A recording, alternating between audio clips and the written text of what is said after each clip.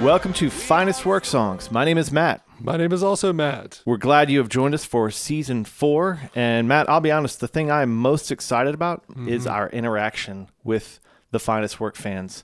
Why don't you tell us about this new segment that we have this season? We realized that we were probably being pretty stingy with the feedback we get. And we get so much feedback from the Finest Work fans. Daily. It's pretty incredible. It's hard to respond to it all. And so we thought, this season it'd be a great idea to share some of that feedback with the listeners. The Gmail is where it's happening. This is a segment we like to call Kenny Gmail.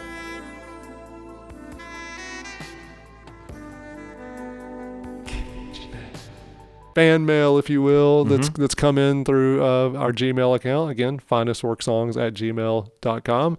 And so this one this week comes from Freda Cashin. This is in response to the Guns N' Roses Appetite for Destruction epipod we did last year. Freda, I don't know. Freda? F-R-E-D-D-A Cashin. Yeah, all one word. All right. And so Freda writes, "Hey, thanks for the strategies presented. One thing I also believe is credit cards giving a 0 rate often lure consumers. Nonetheless, beware of the real factor that will void your own 0 Easy Street annual percentage rate and also throw anybody out into the bad house quickly." Dang. You hear stories about Guns N' Roses. I think they lived in some pretty bad houses when they were getting started. It was pretty rough. And probably had a song called Easy Street. Probably. Yeah. And they probably had some debt. They probably put a bunch of stuff on credit cards early. So, I think totally relevant email. Yeah, that makes Completely sense. relevant. Freda, if you're listening, I appreciate you looking out for other Finest Work fans Yeah. and us. She probably imagines the money that we're raking in with this podcast, so Sure. she's wanting to make sure that we're investing stay out of wisely. the bad houses. Yeah, totally. One other really quick one. This is from Sandra Williams, and this is in response to part 1 of our REM Green epipod. She writes, "You are also part of an amazing community. Every other long-distance sailor is your friend." Oh, super nice. nice. So we got a Navy contingency. Ahoy there, mateys. Welcome aboard. So thanks again for listening to another version of Kenny Gmail. What album are we covering today? Today we are going to be talking about Nirvana's Nevermind.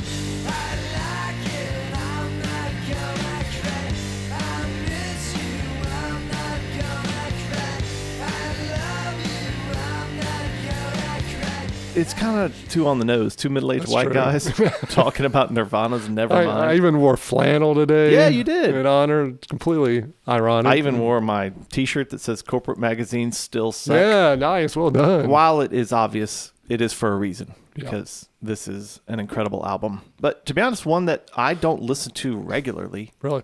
And you're like, really? Really, you weirdo? moron.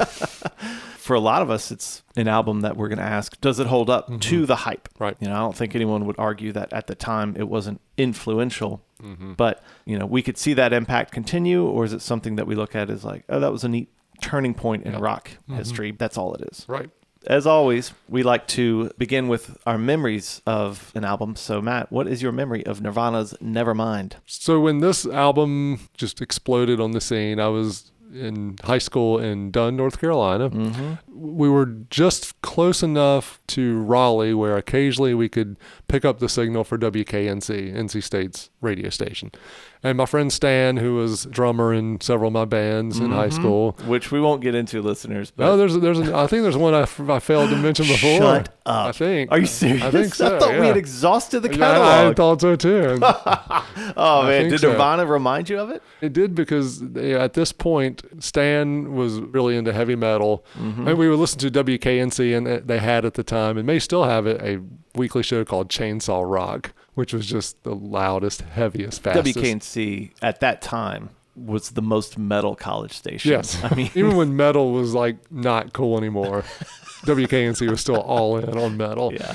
Stan kept hearing the song Unskinny Bop. Unskinny Bob, Cherry Pie by Warrant. But the signal was not great, so he never could quite make out the name of the band. And it was like fuzzy. And there's like cows mooing. He's like, shut up, cows. Yeah, that's right. Yeah. I'm going to go push you over.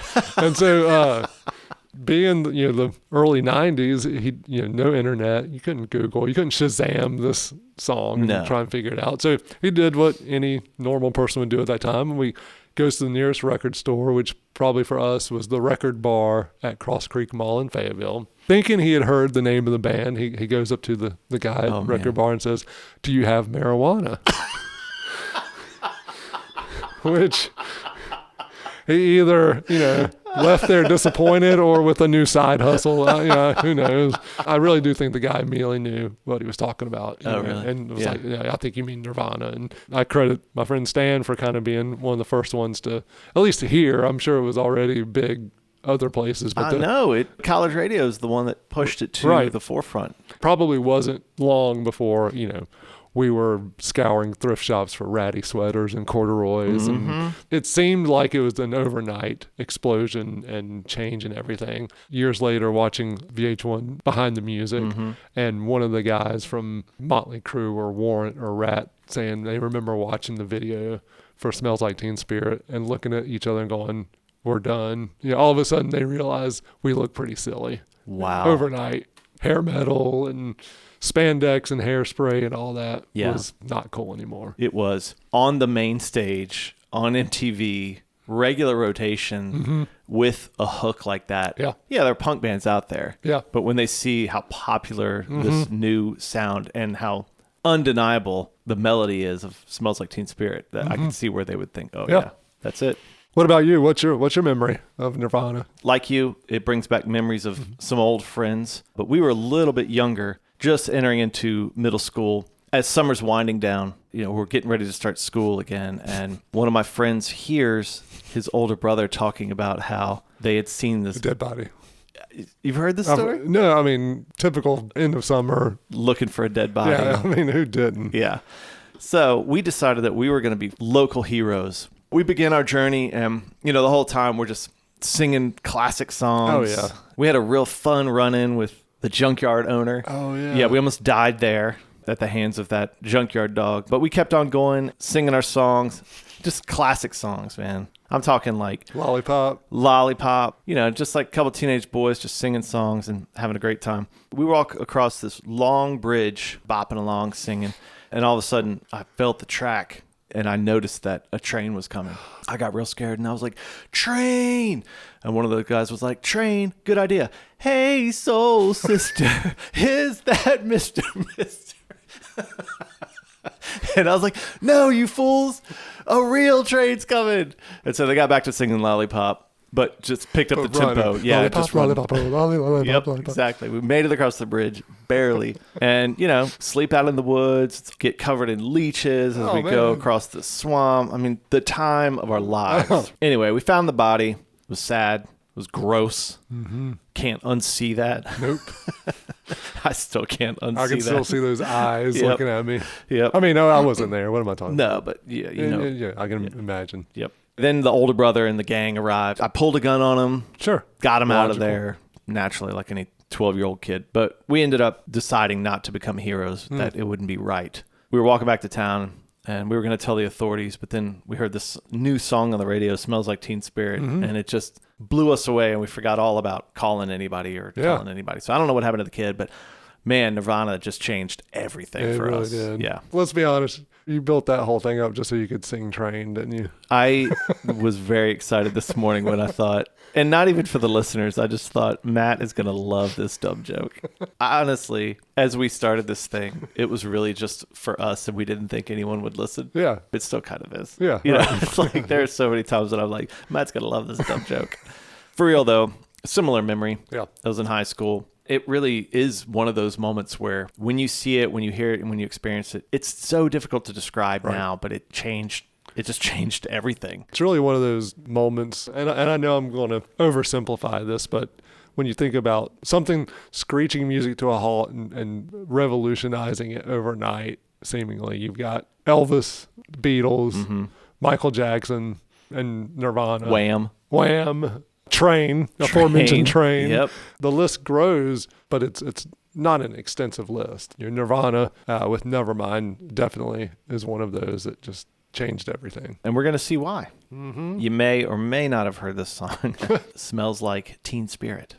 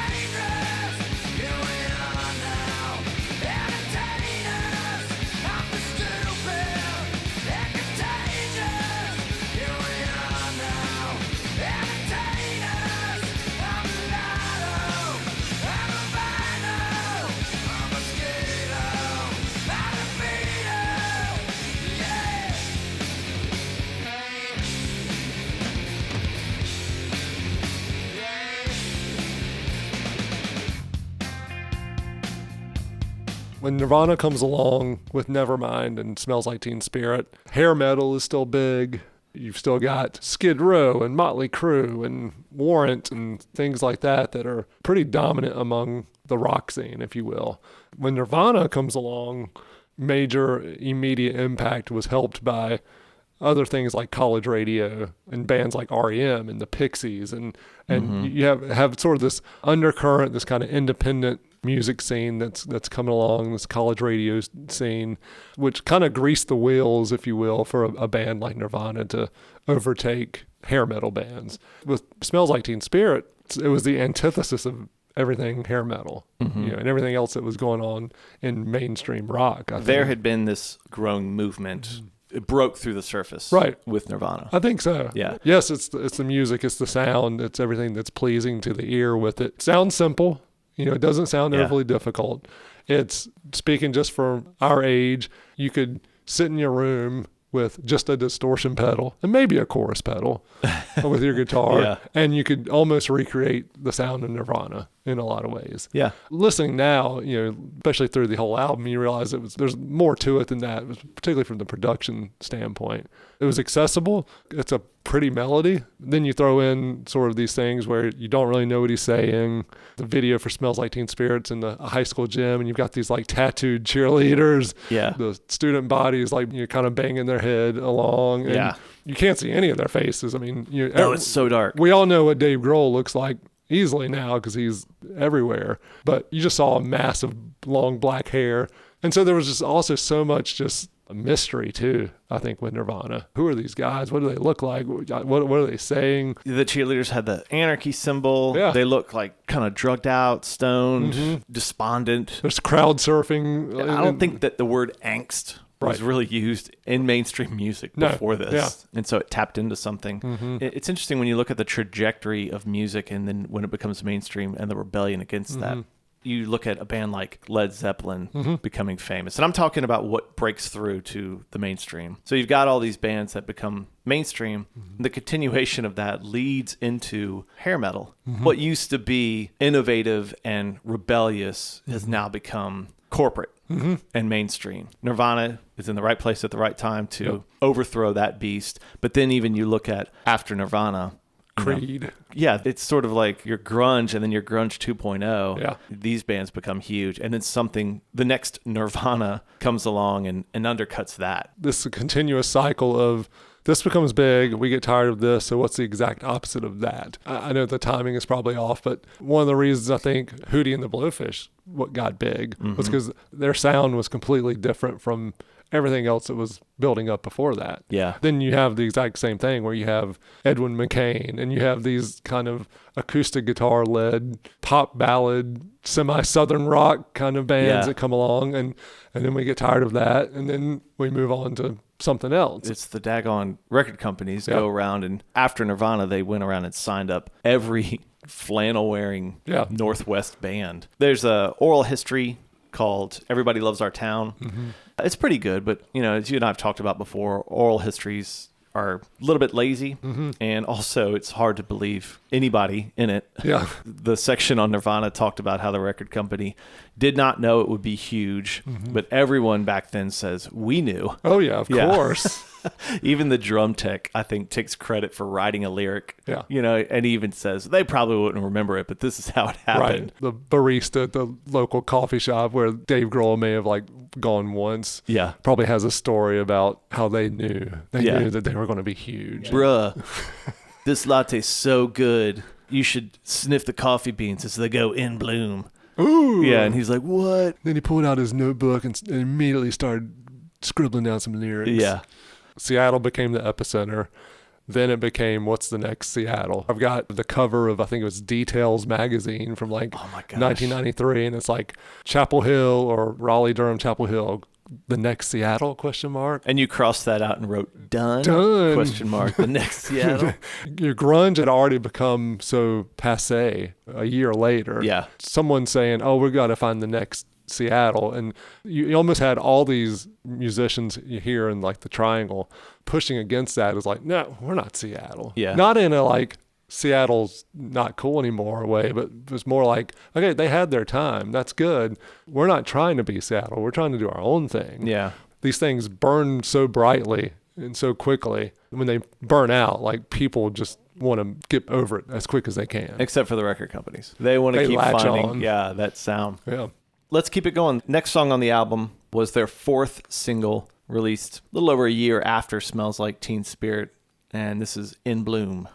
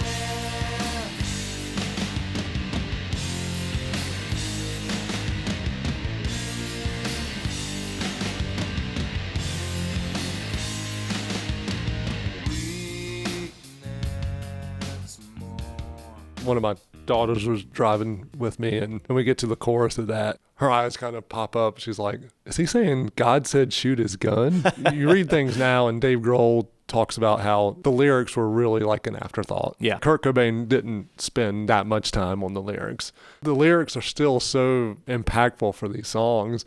And so you hear, God says shoot his gun, or you've got the lines from Smells Like Teen Spirit, and you're like, what does he mean by a mulatto and an albino? And they would probably have told you like, oh, they just kind of rhymed well. The cadence made sense for the song.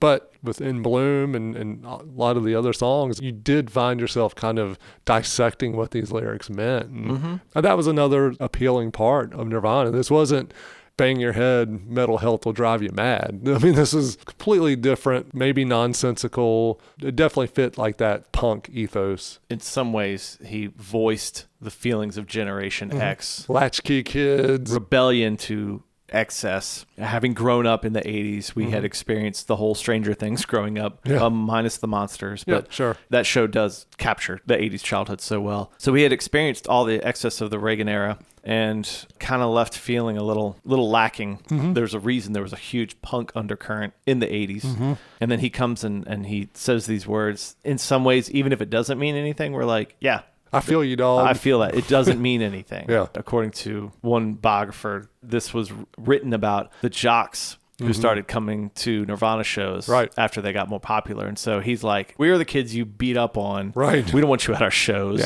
now that we're popular. And I think they even said those jocks would come to the shows and yell out the Pearl Jam song titles. Right. Which again speaks to like when Pearl Jam gets big and Alice in Chains explodes. And I mean, and I loved them all, but I lumped them all together. And I'm sure like the Nirvana guys were like, we're not Pearl Jam. And I'm sure the Pearl Jam guys were like, we're completely different from Nirvana. I mean, as time has gone on, Pearl Jam is more like the Rolling Stones.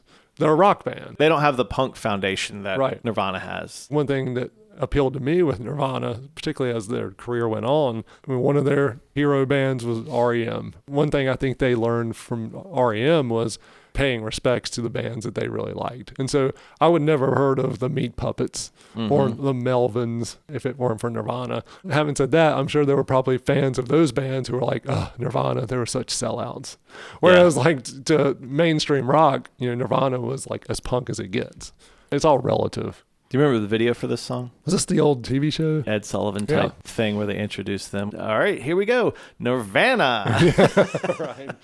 And then they go back and forth between the footage of them playing very morosely. And then it cuts to that otherworldly footage of them wearing dresses and destroying the set. When I think of Nirvana, I think of the video Smells Like Teen Spirit. I think of In Bloom. But I think of numerous times I saw footage of Kurt Cobain launching himself into Dave Grohl's drum kit like a torpedo. Pete Townsend has this whole like windmill guitar thing. I mean, Kurt Cobain was like, I'm going to go jump into the drum kit. That was his thing. Was it the Music Awards where Chris threw the bass up and it landed on him? Yeah, he like kind of starts staggering around. And he was always barefoot. Well, most Sasquatches are. Yeah, that's true. That's a really good point. He would always change his name, the way he spelled his name. Oh, really? Yeah, like it would be Chris, K-R-I-S, and it would be K-R-I-S-T, then it would be like Christ. And then it was like KRS-1. And he was rapping. It was crazy. I mean, it was the Cardigans. It was, when a band like this comes along and changes everything, it's not just the music, it's all the ancillary things around it. And all of a sudden, everybody wanted to have longer hair, parted down the middle, and a goatee overnight. I still can't really grow a good goatee, but I tried to have a goatee. Yeah, sure. Yep. Oh, in that video, Kurt, in an interview, he said, this is us trying to show we have a humor side. Quit taking us so seriously. Right. Which is funny thinking about Dave Grohl's, all his Foo Fighter videos and how funny he is. Funny. So it's clear that they were just trying to, in some ways, trying to survive this fame and this utter importance that people now attribute to you. In that video where they were playing all in suits and everything, he said, we wanted to be like the Beatles. No, the Dave Clark Five. We would never make fun of the Beatles. Right. He's a huge Beatles fan. When they were recording Nevermind, and I guess Butch Vig, the producer, asked him to double track his vocals, and he was like, that's not authentic. That seems inauthentic. Inauthentic. It was only when they said, well, John Lennon did it. Okay, well, that's okay. You don't get Nirvana without the pop sensibility of the Beatles. Right. That's what I think people often miss, because it's like they don't care.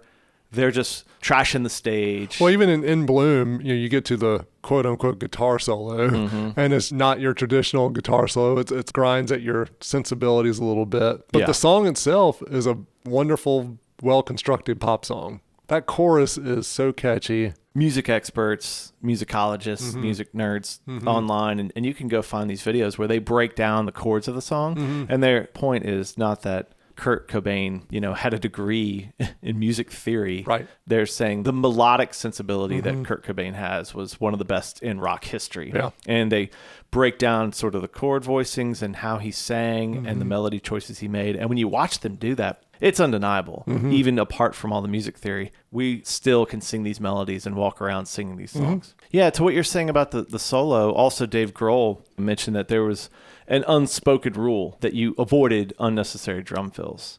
So there is an aspect to this music, this DIY authenticity. You can't be too earnest. You can't try too hard. We've had Jeff Wood and Matt Wood on the show. And as we played music throughout the 90s and even into the 2000s, there was that impact of you don't go try so hard. You don't go out there and market yourself or put yourself out there. Yeah. You're not supposed to care that much. Well, you're not supposed to show off. We're here for the song. Which to a degree, that ended up, the bands that I was in, it kind of damaged us because there was this, don't go put yourself out there. Yeah. Don't go market yourself, Right. You're only supposed to care about the music. And if you showed any sort of ambition, Yeah, right. then Right. you're like, oh, you're a sellout, you're fake. Yeah. Kind of went too far in the 90s where bands growing up now have no problem saying, yeah, we want people to hear our music. Yeah. Well, and it's also a lot easier to market yourselves. Or even just to record yourself. Yep. As we keep rolling, next song is Come As You Are.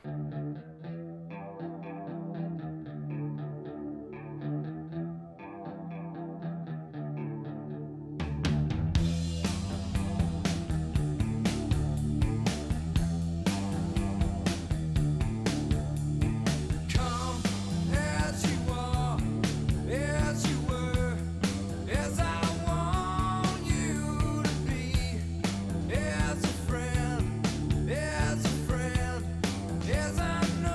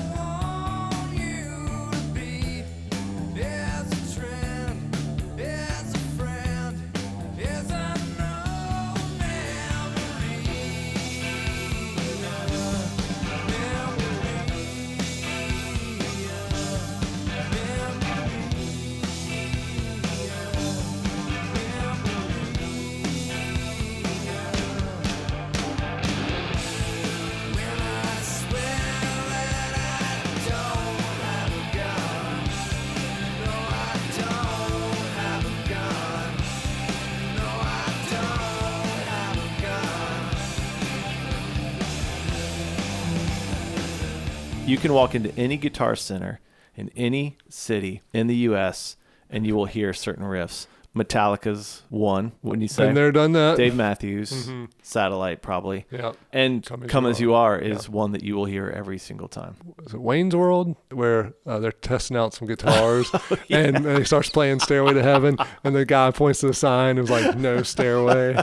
You got to think in the mid-90s, this was the Stairway to Heaven of any sort of guitar shop. Because it's not that difficult to play. If you're a beginning guitarist, it's 2 strings. Yeah, and this opening riff, but it's darn catchy. Nirvana was probably going to be what they were to some degree, whether or not Dave Grohl ever joined the band. But I think Dave Grohl solidified what they wanted to do, and his drumming on this album is ridiculous. But he's also like a major acolyte of Rush, and like, oh my gosh. But my point there is like Rush is awesome. I mean, point A, Rush is awesome. Dave Grohl likes it. Point B, 2112 is the greatest concept album ever. I think if you asked all 3 guys, they understood the importance of a song structure. Yeah, how you put a song together is more important than all those embellishments. Yeah, no, that's a great point.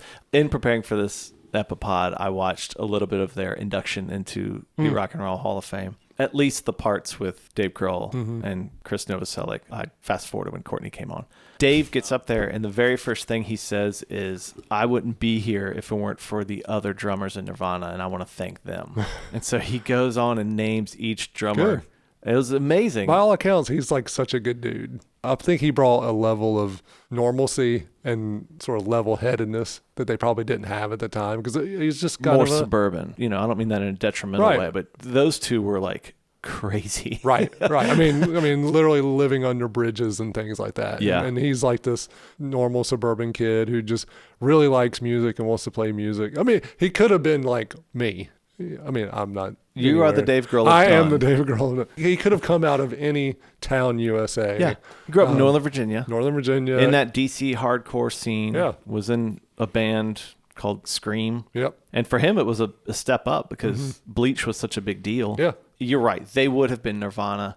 What he brought completed them. Yeah. It was the whole Jerry Maguire, you complete me type thing. Totally. Yeah, I mean, that's what they were going for. There's just something about certain drummers, and he's one of them, where someone else could play what you're playing, but it would not sound as intense and aggressive. But it's also not just beating the crap out of the drums. There's just an energy to it. And we talked about that on Tom Petty episode. Yeah. Because when Tom Petty had him on SNL, and he played Honeybee, it's like, that's Nirvana drumming in a Tom Petty song. And it even seemed to shock Mike Campbell a little bit. Like, whoa. He looks back at him like, what in the world? But smiling, like enjoying it. But I'll tell you about the time I saw Dave Grohl. No. Some friends and I were at a concert in D.C., a band called Rocket from the Crypt, who is this punk band from San Diego, and they're one of the best shows I've ever seen. And we had gotten there and tried to get up towards the front. It was probably like 2002 or something. Okay. We look over to the right, and 7 feet away, standing right in front of the huge speakers, is Dave Grohl sitting there sipping a bud and just whistling extremely loudly through his teeth. You are a huge rock star, but here you are at this club, probably your home for Thanksgiving, to see your mom or dad or something. And you come out to this club to see this punk band that you love. And also you're deaf because you're standing next to these huge speakers and you're unaffected. But also just sipping a Budweiser and like a normal dude just hanging out. Yeah. He's not showing up in a limo with bodyguards or anything like that. It's like, no, I'm just going out to see a rock show. Yeah. He just seems like such a normal dude. Yeah. This is a good song. Come As You Are. Yeah. But it's been voted in the top 50 100 greatest rock songs ever. It's like one of the most played songs of the decade on mainstream rock radio. Rolling Stone ranked it as 445th on the greatest songs of all time. It's a good song, but I just don't think it's all that. It's the one song of theirs that probably is played most on the radio still today. I don't get it. Again, it's a great good song. Yep. But when you're talking about the 500 best songs ever, it's not a greatest rock song. It's just best songs ever. It doesn't land in there. All right, fourth song follows up with Breed.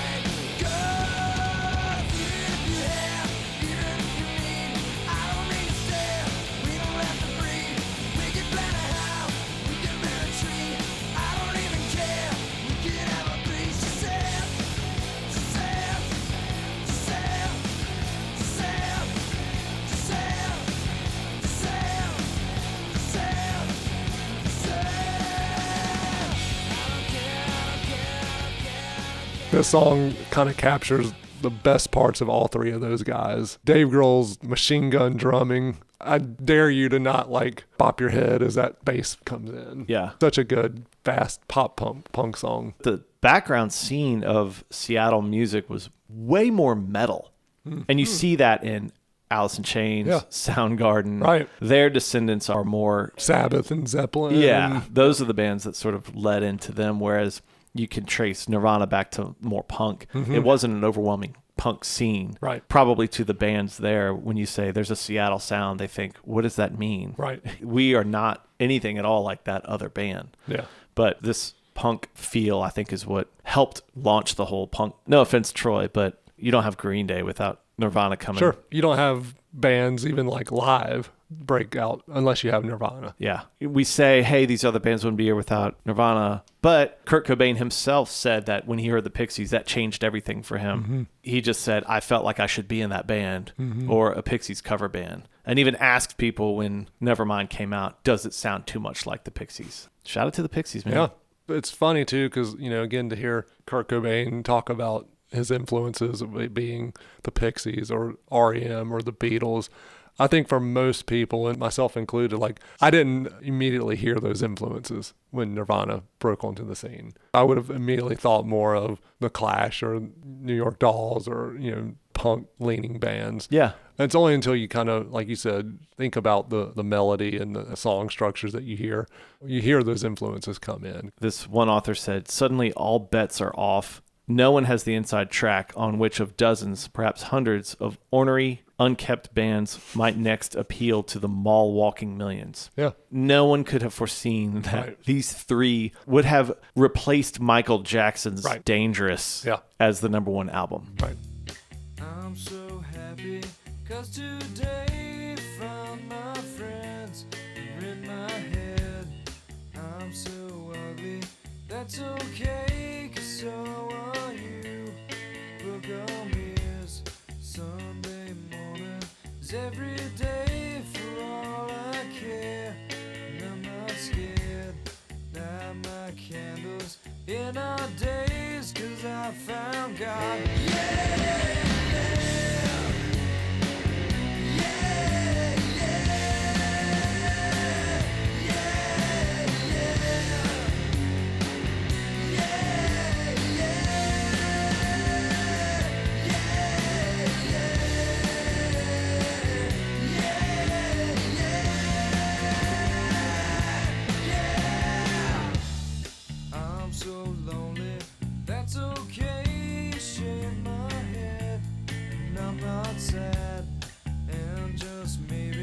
I'm to blame for all I've heard, and I'm not sure. I'm so excited, I can't wait to meet you there. And I don't care, I'm so horny, that's okay, my will is good. Yeah, yeah, yeah, yeah.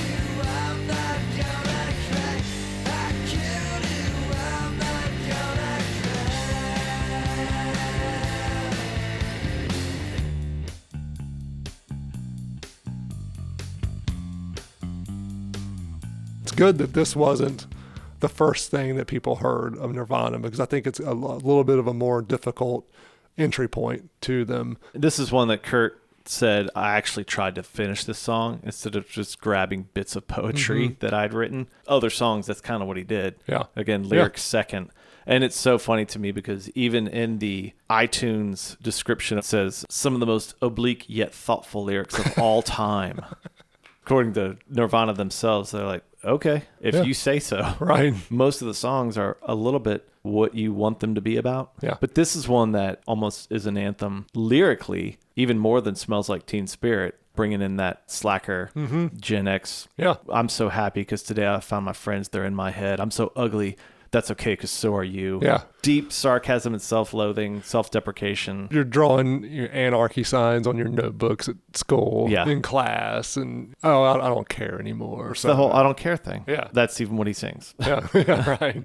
There's an entire satellite radio channel called Lithium. Really? It's all grunge and like 90s rock. I'm sure there's a little bit more to it, but I got to think it's because of this song and because of Nirvana. Sure. Okay, Matt, we could go on and on about simply the impact of this album. We could go on and on about what it influenced and what came after it. We could go on and on about the melodic sensibilities of Kurt Cobain. We haven't even touched on side 2. No, I mean, which is great in its own right. Dave Grohl's drumming, Kurt's tragic death, their unplugged performance. But we're out of time. We'll just leave it at it has been a whole lot of fun to talk about this album. I'm only more impressed. I don't go back and think right place, right time. Yeah, seems of its time. Yeah. It's in the Library of Congress. Next to Willie Nelson's Red-Headed Stranger. Yeah. This is an album I will listen to every Christmas. Come around, kids. Christmas Eve. Most families read the night before Christmas. Like, no, let's get around the old CD player. It still holds up so well. Okay, listeners, so one thing we try and do is challenge ourselves to remove a song if we had to. So, Matt, Kurt Cobain's going to dive onto you like your Dave Grohl's drum set if you don't take a song off of Nevermind. So if you had to, which song would it be? The kind of easy, lazy part is to take the hidden track off, Endless Nameless. I mean, that's the easy, lazy way. Is that what you're saying? Not that I was going to do that. I'm just wondering. If, sure. Yeah. There's a part of me that would take On a Plane off.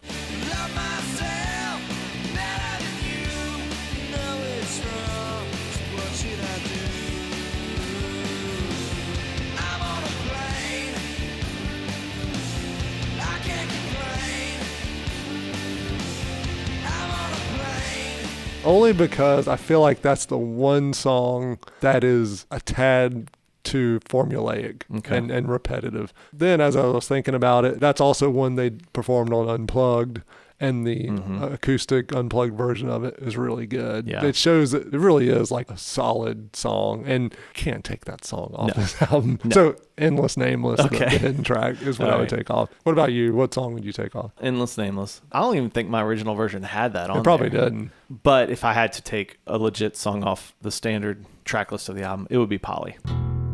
Only wants a cracker. Maybe she would like some food. She asked me to untie her. She's really nice for a few. Isn't me? Haven't seen. It's creepy as all get out. Yeah. It's pretty scary. It's like listening to Silence of the Lambs. Yeah, that's true. And so it's catchy, but it's always the one that I'm just like, ugh. Because it was a kind of simple acoustic song, that was the song that like our bands would do because you could do it. It was easy, but I do prefer the earlier like punk version of that. It's fast and loud, and you can ignore the creepiness. You can ignore the creepiness. You cannot ignore it on the slow version. No, you can't. Not at all.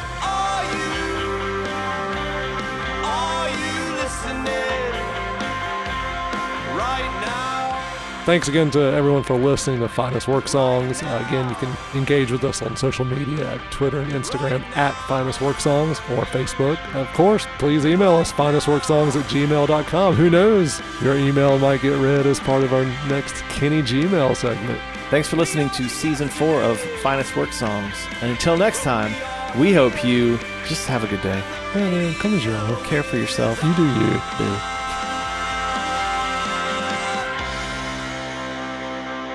Our theme song is by the incredible band Medium Heat. This track is called Radio, and you should check them out at mediumheat.bandcamp.com. They are on Facebook at Medium Heat Music.